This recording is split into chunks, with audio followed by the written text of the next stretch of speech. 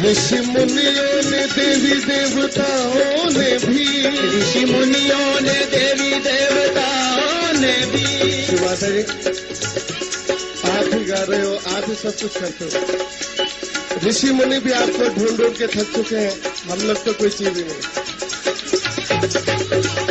ऋषि मुनियों ने देवी देवताओं ने भी, ऋषि मुनियों ने देवी देवताओं ने भी। तुमको ढूंढा मगर तुम भरम ही रही, तुमको ढूंढा मगर तुम भरम ही रही।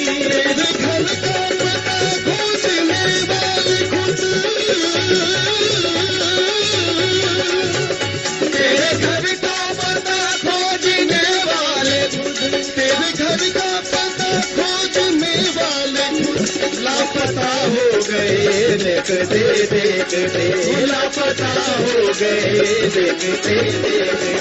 तेरी रहमत के सदके ये सजी तेरी, तेरी रहमत के सदके ये सजी तेरी। क्या से क्या हो गए देखते देखते, क्या से क्या हो गए देखते देखते। कल जिनके मुकद्दर में कुछ भी न था, कल जिनके मुकद्दर में कुछ भी न था। बादशाह हो गए देखते देखते, बादशाह हो गए देखते देखते।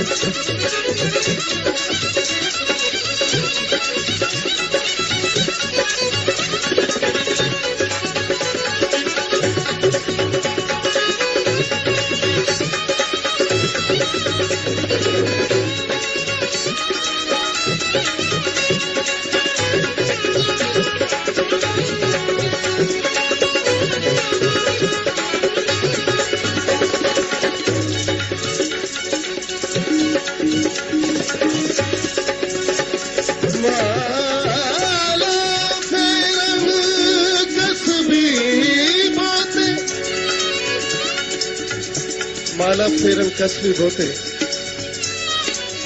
पर आशिक रब देखोड़े। माला फेरन कसबी बोते, माला फेरन कसबी बोते, पर आशिक रब देखोड़े। क्यों मंदिरांदा पंडित चुरावन ते पाई चुरावन जोड़े। माता जी पंजाबी की बात है ये कि जो कसब करते हैं, माला फेरन कसबी बोते, जो पखंड बाजिर जाते हैं, पर आशिक रब दे थोड़े। आपको पाने वाले बहुत कम हैं। और यहाँ तक कि मैं खुद भी भाई काश पंडित, तो आपने तो परम ब्राह्मण बना दिया। लिखा है क्यों मंदिरों में पंडित चुरावन, कि मंदिरों का घी पंडित पी जाते हैं। पाई चुरावन जोड़े, जो गुरुद्वारे में भाई होते हैं वो जूते वगैरह भी चुरा लेते हैं लोगों के। तेल मुसीता ना मुल्ला पी गए, कि मस्जिद में जो मुल्ला बैठते वो तेल तक पी जाते हैं। और कौन ऐना नु मोड़े, कौन इनको मना करे। बुल्ले शाह तेनू ओयो जाने, जिन्ना दी गिच्ची तू आप मरोड़े। बुल्ले शाह कहते हैं श्री माता जी आपको वही पहचान सकता है जिसकी गर्दन पर आपकी तलवार है।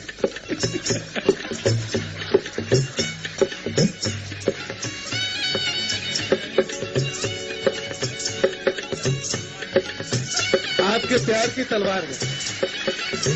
सहजी बच्चों पे जब कभी मुश्किल पड़ी, सहजी बच्चों पे जब कभी मुश्किल पड़ी, सहजी बच्चों पे जब कभी मुश्किल पड़ी, सहजी बच्चों पे जब कभी मुश्किल पड़ी, तू ही दुर्गा महाकाली चंडी बनी, तू ही दुर्गा महाकाली चंडी बनी, तेरे खंडे की धारा से दुश्मन तेरे,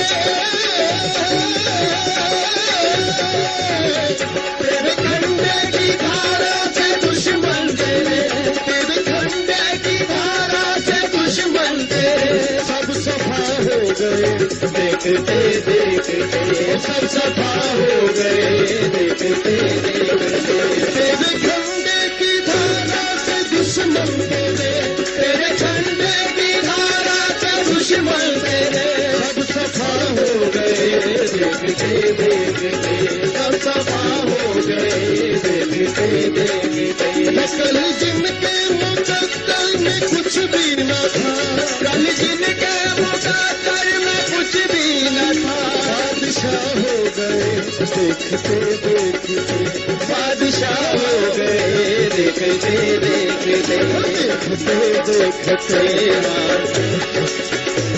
देखते देखते देखते देखते क्या से क्या हो गए देखते देखते, क्या से क्या हो गए, देखते देखते तेरी रहमत के सदके ये सहजी तेरे, तेरी रहमत के सदके सहजे तेरे, वो कैसे क्या हो गए देखते देखते, कैसे क्या हो गए देखते देखते देखते देखते,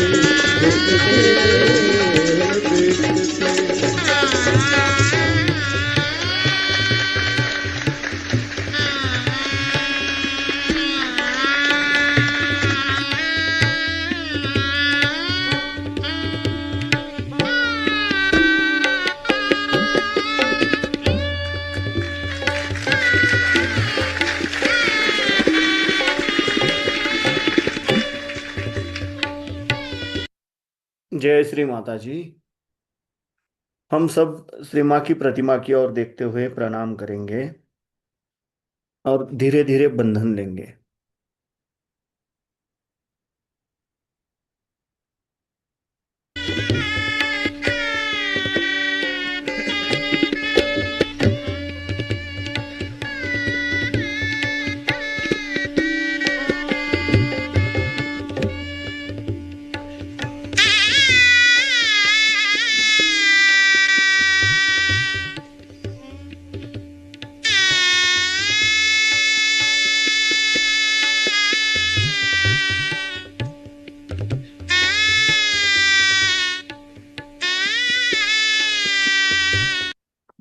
परम पूज्य श्री माता जी, आप ही साक्षात श्री आदिशक्ति हो।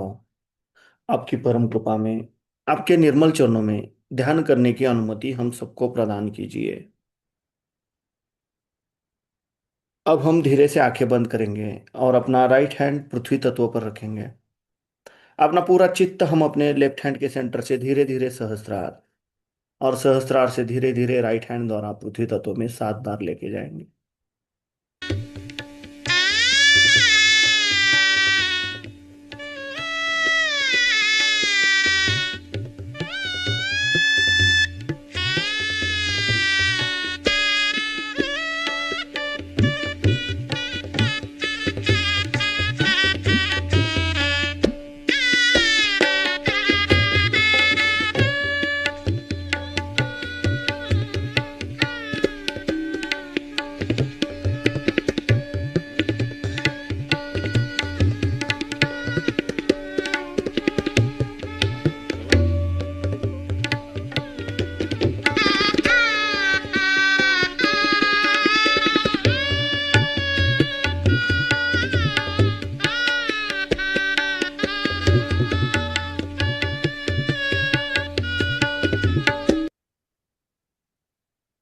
परम पूज्य श्री माता जी,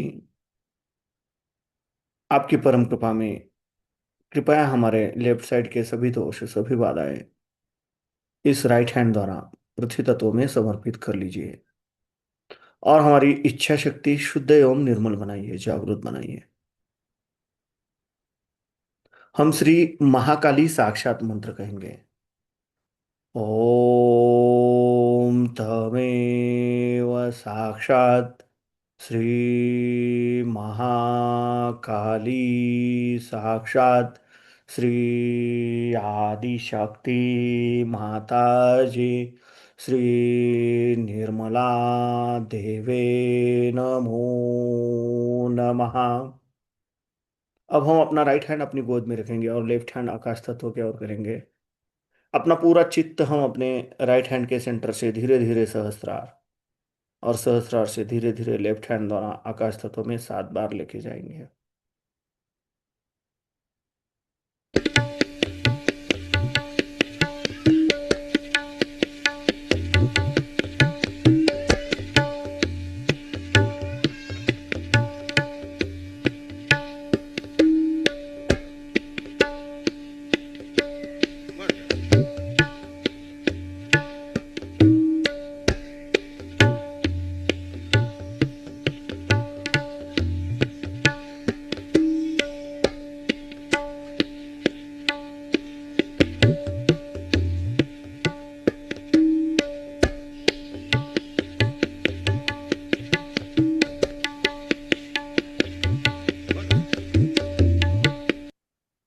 परम पूज्य श्री माता जी, आपकी परम कृपा में कृपया हमारे राइट साइड के सभी दोष सभी बाधाएं इस लेफ्ट हैंड द्वारा आकाश तत्व में समर्पित कर लीजिए और हमारी क्रिया शक्ति शुद्ध एवं निर्मल बनाइए, जागृत बनाइए।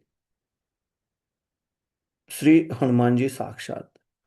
ओम तमेव साक्षात श्री हनुमान जी साक्षात श्री आदिशक्ति माता जी श्री निर्मला देवे नमो नमः। अब हम अपने दोनों हाथ अपनी गोद में रखेंगे। अपना पूरा अटेंशन हम अपने मध्य मूलाधार चक्र पर क्लॉकवाइज 7 बार रोटेट करेंगे।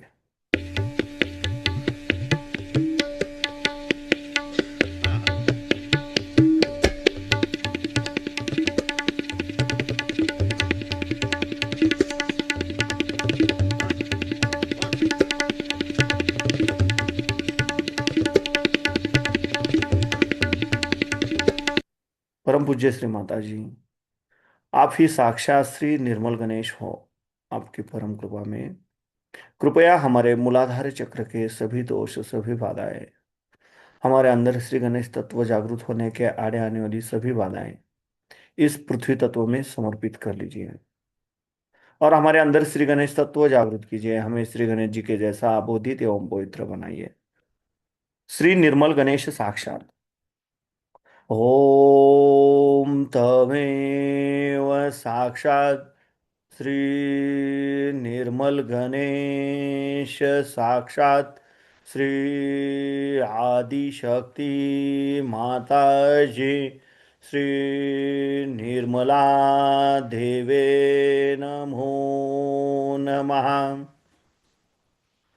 अब हम अपना राइट हैंड अपने स्टमक पे रखेंगे, लेफ्ट साइड पे बिलो द एब्डोमेन। परम पूज्य श्री माता जी, आपकी परम कृपा में कृपया मुझे शुद्ध और निर्मल विद्या प्रदान कीजिए। परम पूज्य श्री माता जी, आपकी परम कृपा में कृपया हमें शुद्ध और निर्मल विद्या प्रदान कीजिए। कृपया हमारे अंदर शुद्ध और निर्मल विद्या जागृत कीजिए। अब हम अपना राइट पाम अपने मध्य नाभि चक्र पर रखेंगे, जहाँ पे साक्षात श्री लक्ष्मी नारायण जी का वास है। परम पूज्य श्री माता जी, आप ही साक्षात श्री लक्ष्मी नारायण हो। आपकी परम कृपा में कृपया हमारे अंदर लक्ष्मी तत्व प्रस्थापित कीजिए, हमें समाधानी बनाइए। अब हम अपना राइट पाम अपने नाभि के अराउंड अपने भवसागर पे क्लॉकवाइज 7 बार रोटेट करेंगे।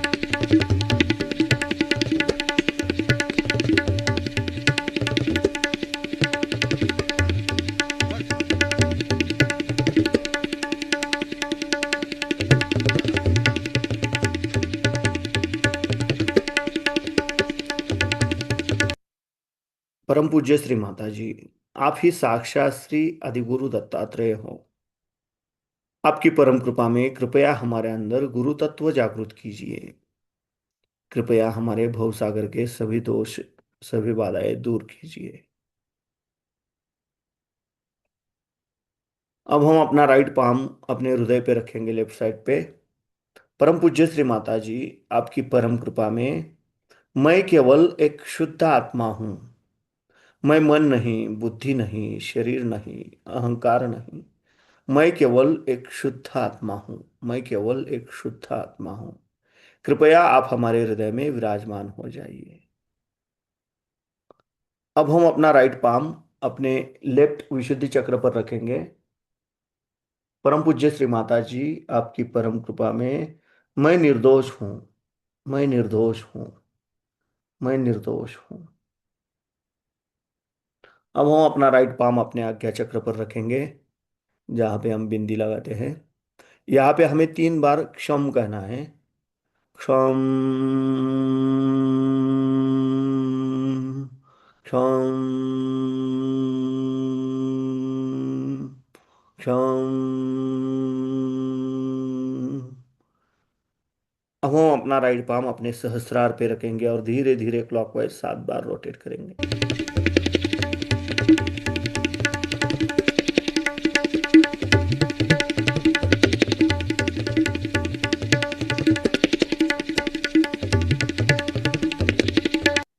परम पूज्य श्री माता जी, आप ही साक्षात श्री सहस्रार स्वामिनी हो।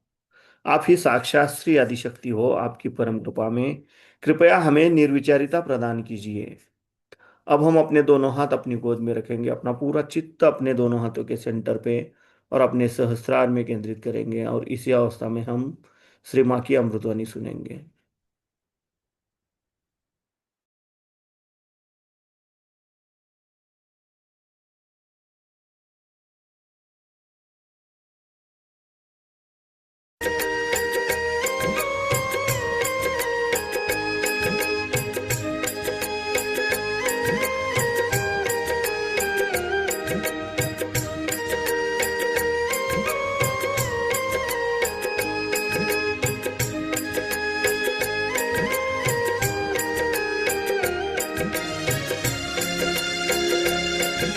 आपसे मैंने पहले बताया था कि किस तरह से एक शक्ति 3 में बट जाती है और 3 गुणों में कार्यान्वित होती है। त्रिगुण में वो कार्यान्वित कैसे होती है कि पहली शक्ति, जिसे कि हम महाकाली की शक्ति कहते हैं, जो आदिशक्ति का एक स्वरूप है, उससे संसार में स्थिति होती है, चीज होती है, क्रिएशन होता है, जिससे हम होते हैं। उस शक्ति से ही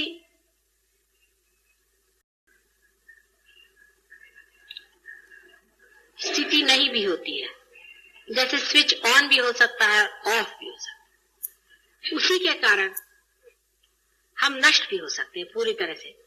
अगर परमात्मा ने सोच लिया कि वो आंख मूंद ले और उस शक्ति का कार्य न देखे, तो यही शक्ति से हमारा संहार भी होता है। लेकिन ये जो शक्ति है, इसमें क्या निहित है? इसमें कौन सा स्वरूप परमात्मा का है? मैंने आपसे कहा था उसे ईश्वरी शक्ति कहते हैं। वो परमात्मा का ईश्वरीय अंश है, जिससे कि परमात्मा साक्षी स्वरूपत्व में बैठे रहते हैं और हमारे अंदर भी साक्षी स्वरूपत्व आता है। किंतु साक्षी स्वरूपत्व का संसार में अभियान क्या होता है? कार्यान्वित कैसे होता? जिसे आज हम वाइब्रेशंस करके जानते हैं, वो इसी शक्ति से बहने वाली स्पंदन का नाम है। ये जो शक्ति हमारे अंदर से बह रही है, आपके अंदर से जो वाइब्रेशंस आ रहे हैं, ये वही शक्ति है। वो सर्वभूतों में, सर्व जगह में, चाहे वो चीज मरी हो, स्थिति में हो, जीवंत हो, हर में ये वाइब्रेशंस है। माने अणु, रेणु, मॉलिक्यूल्स, एटम्स, सब के अंदर यह शक्ति स्थिति बन करके, विटनेस बन करके रहती।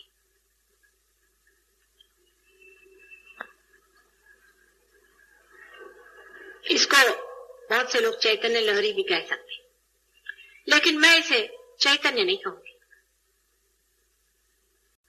चैतन्य तो परमात्मा की पूर्ण शक्ति का अगर नाम है तो इसे आप चैतन्य नहीं कह सकते, लहरी मात्र कहिए।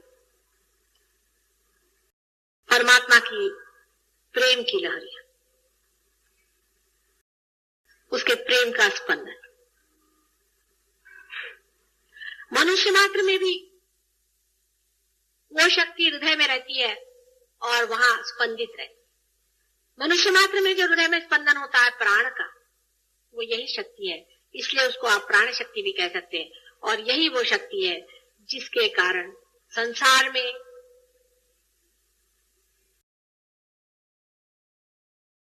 प्राण है, माने लाइफ, जिसको आप लाइफ कहते हैं।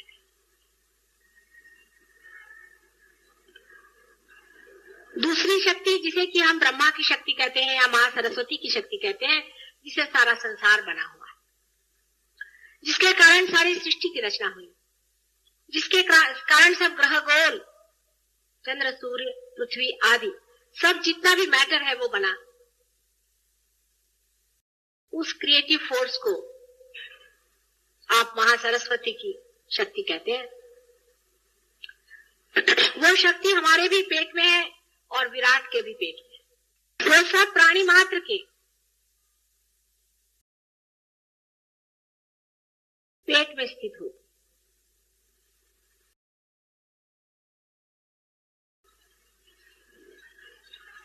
उसे आप कह सकते हैं कि वो इवॉल्विंग फोर्स है। अगर किसी अमीबा को भूख न लगती तो वो इवॉल्व नहीं होता, उसका उत्थान नहीं होता। वो शक्ति हमारे पेट में स्थित है।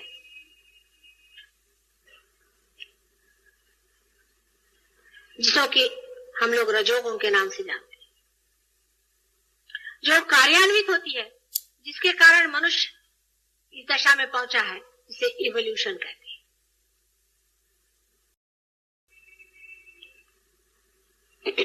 तीसरी शक्ति इसके बराबर बीचों बीच होती है, जो विराट के सहस्त्रार में नीचे जो लिम्बिक एरिया है, चेतना स्वरूप होती है, जिसे अवेयरनेस कहते हैं। चेतना स्वरूप जो शक्ति हमारे बुद्धि में है, उसे हम महालक्ष्मी की शक्ति कहते हैं।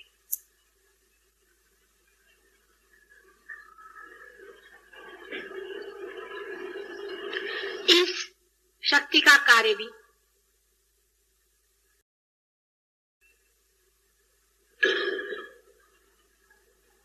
ऐसा है कि जो कुछ भी संसार में हो रहा है उसे जानना।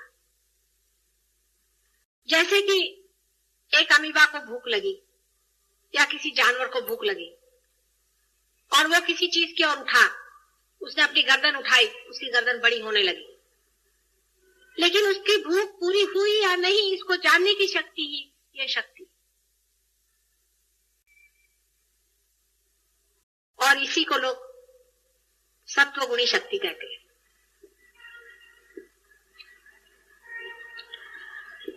इन तीनों शक्तियों को जब एकाकार हम पाते हैं तभी सल्वेशन होता है। ये गुणातीत दशा है। माने आपके हाथ में से अभी वाइब्रेशंस बह रहे हैं, जैसे आप पार हो गए, ये इसका प्रूफ है। इसकी आपको चेतना भी है, आप जानते भी हैं कि आपके अंदर से वाइब्रेशंस भर रहे हैं। आप ये भी जानते हैं कि दूसरे के अंदर वाइब्रेशंस है या नहीं। आप ये भी जानते हैं कि उसकी कुंडलिनी कहाँ अटक रही है। और तीसरे, आपके अंदर वो भी शक्ति आ गई कि आप दूसरों को इवॉल्व कर सकते हैं, आप दूसरों की जागृति कर सकती है, दूसरों को पार कर सकते हैं। क्या आप समझ सकते हैं कि आप इतने बड़े हो गए हैं कि आप दूसरों को इवॉल्व कर रहे हैं? आपके दिमाग में भी ये बात नहीं आती। आप समझ भी नहीं सकते कि तीनों शक्तियां आपके अंदर में एकत्रित होकर के बह रही हैं, और इसीलिए आपकी इसकी चेतना भी है, आप जानते नहीं।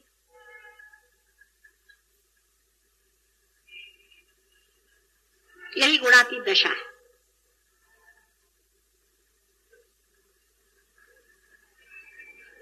इन तीनों दशाओं को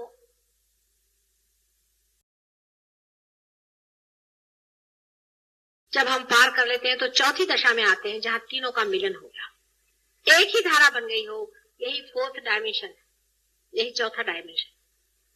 और इस चौथे डायमेंशन में जब हम चलने लगते हैं तभी हम गुणातीत दशा में जाते हैं, जहां गुण हमसे छूट गए। तब यही चैतन्य, इसे कहना चाहिए, जहां आप absolute knowledge, absolute love and absolute bliss, इन तीनों के साथ में संबंधित हो। और इसको करने के लिए जो शक्ति अपने अंदर में बची खुची रखी जाती है, जिसे रेसिडुअल एनर्जी कहना चाहिए, वो शक्ति हमारे त्रिकोणाकार अस्थि में नीचे छिपी हुई है, और वही इस्तेमाल में आती है, और वही इन तीनों शक्तियों को छेद करके एक कर देती है। और तभी आप गुणातीत दशा में जाते हैं, और तभी आप में चैतन्य हो जाता है। माने ये कि आप इन तीनों चीजों से भूषित हो जाते हैं, जिसके कारण आपके हाथ में से वाइब्रेशंस बहना शुरू हो जाते हैं, जिसके कारण आप दूसरों की कुंडलिनियों को पहचानने लगते हैं, और जिसके कारण आप दूसरों को भी रियलाइजेशन दे सकते हैं। ये तीनों शक्तियां जब कार्यान्वित होती हैं तब उसकी चेतना हमें रहती नहीं। हृदय हमारा धड़क रहा है, लेकिन हम अपने हृदय के ठोके अपने सर से सुन नहीं सकते। हृदय पे अगर कोई प्रेशर हो तो हम उसे जान नहीं सकते। हमारे पेट में अगर कोई शिकायत हो रही हो तो हम उसे समझ नहीं सकते, सिवाय इसके कि थोड़ा सा दर्द होगा। लेकिन जब आप गुणातीत दशा में चले जाते हैं तो आप अपने हर एक चक्र को पकड़ सकते हैं कि मुझे कहाँ तकलीफ हो रही है। आप अपने आप से पकड़ लेंगे, कहेंगे माँ तेरा आ गया, पकड़ लिया, मेरा आ गया, पकड़ लिया। पहले आप जानते नहीं थे, ये मशीन और आप एक ही थे, आपको पता ही नहीं था कि मशीन कहाँ कराता है। आप भूत भी पकड़ते थे, आपको पता नहीं होता था, और आप बीमारियां पकड़ते थे, आपको पता नहीं होता।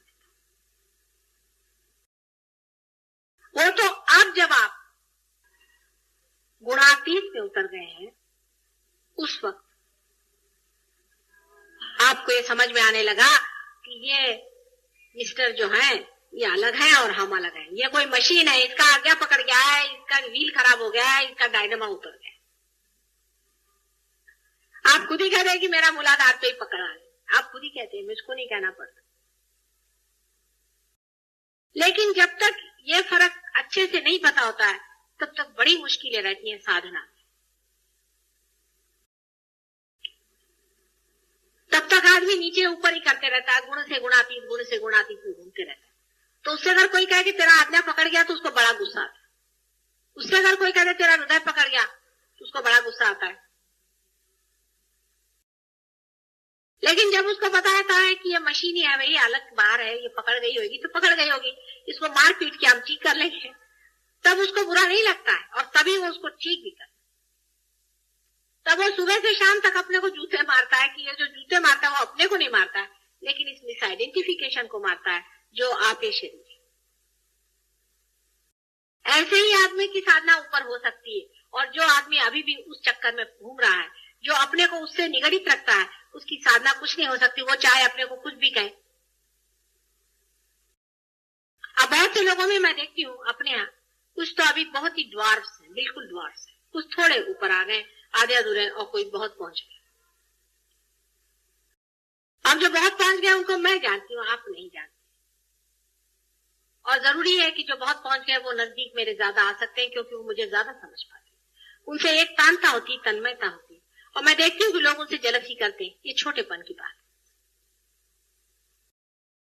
जलसी आपने किया, हृदय चक्र आपका पकड़ गया, खट।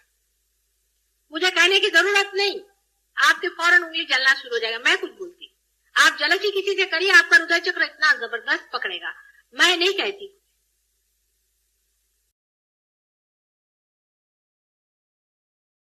इतना जोर का हृदय चक्र आपका पकड़ेगा कि आप घबरा जाए।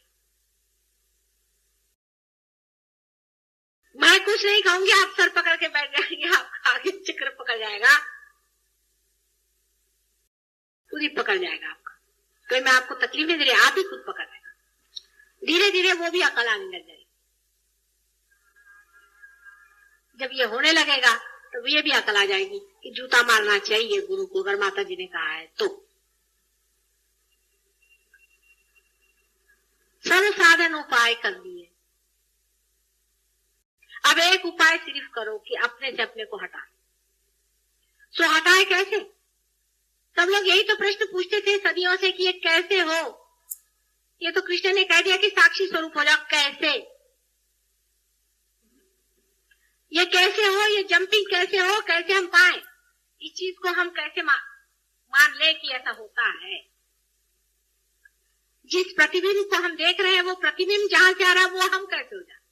हम तो प्रतिबिंब पर बैठे हैं, हम ये कैसे हो जाए? हम सब्जेक्टिव कैसे हो जाए? अब आप हो गए, हो ही गए। ये तो बात पक्की, नहीं तो आपको अपना आगे चक्कर कैसे समझ में आता है? और आपकी नाभि जो अभी पकड़ रही है और आपको यहाँ काट रही है, अपने आप से हाथ झटके जा रहा है। लेकिन वो सहज और सरल में मिल गया। उसका कोई दाम नहीं पड़ा, कोई मेहनत नहीं पड़ी। मैंने तो अपनी खेती कर ली। खेती में कुछ बीज होते हैं जो सड़े गले होते हैं, उन पर आप कितनी भी मेहनत करो, कुछ भी करो, ब्रेनलेस, हार्टलेस, यूजलेस, कुछ भी नहीं बनता उससे। कितनी भी मेहनत करो फिर वही आएंगे, फिर वही करेंगे, फिर वही।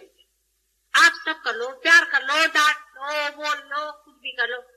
अब उनको चलो फिर चलने दो, अगले 10-15 जन्म में कभी न कभी कुछ हो। इसी तरह से इसके सर्कल्स बनते जाते हैं। इनर सर्कल में कुछ लोग आ जाते हैं, कुछ लोग बाहर के सर्कल में रहते हैं, और जो बिल्कुल आउटर मोस्ट सर्कल में तो फेंक दिए।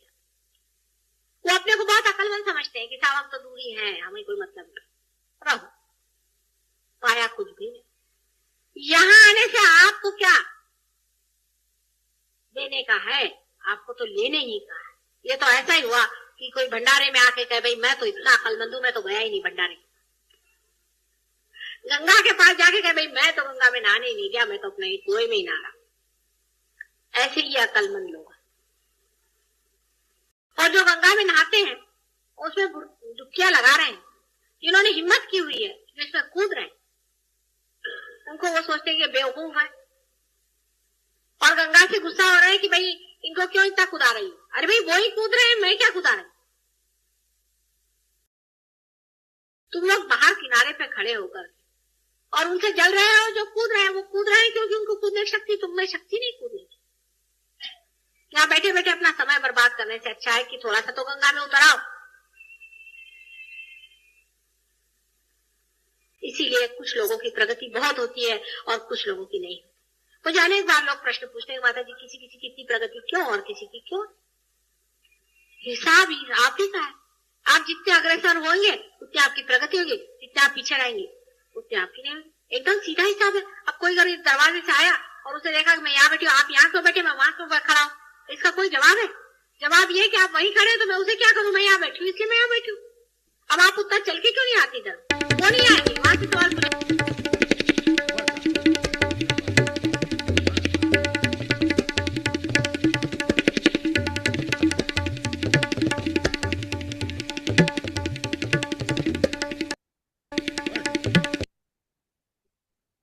हम धीरे से आंखें खोलेंगे, श्री माँ की प्रतिमा की ओर देखते हुए प्रणाम करेंगे और बंधन देंगे।